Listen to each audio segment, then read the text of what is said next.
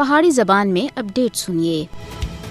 مودی دی بھارتی حکومت دے دور وچ مقبوضہ جموں کشمیر وچ قتل و غارت گری، گرفتاریاں اور تشدد کشمیریاں دی زندگیاں دا حصہ بن چکیا ہے۔ کشمیریوں کو مقبوضہ علاقے وچ ہر دن دی بنیاد دے اوتے محاصرے، تلاشی کاروائیاں اور جبر و تشدد دا سامنا کرنا پے رہا ہے۔ مودی حکومت ریاستی دہشت گردی دی لگاتار مہم دے ذریعے سیاسی اختلافات کو دبا رہی ہے۔ اگرچہ کشمیر دے رہنے والے پچھلے 75 سالاں دے بھارتی جبر دا سامنا کر رہے ہیں، مگر 5 اگست 2019 کو جموں کشمیر دی خصوصی حیثیت دی منسوخی تے بعد کشمیریاں دے خلاف نریندر مودی دی بھارتی حکومت تے ناپاک ہتھکنڈیاں وچ کئی گنا واਧਾ ہویا۔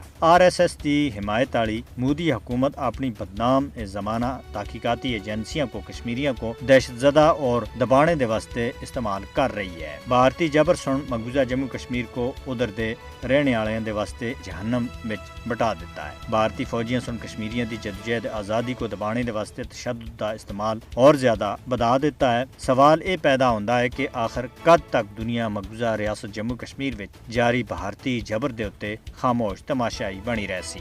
نریندر مودی کو یاد رکھنا چاہیے کہ آزادی دی جدوجہد کو کدے بھی ظالمانہ ہتھکنڈا تے دبایا نہیں جا سکتا۔ بدترین بھارتی جبر کے باوجود کشمیری مکمل کامیابی تک اپنی جدوجہد جاری رکھنے دے واسطے پرعزم ہیں، اور مودی دی بربریت انہاں دی آزادی دی خواہش کو کسی بھی صورت وچ ختم نہیں کر سکتی۔ مقبوضہ جموں کشمیر وچ بھارت دی جبر دی وحشیانہ مہم کو روکنے دے واسطے دنیا کو اپنی آواز بلند کرنی چاہیے۔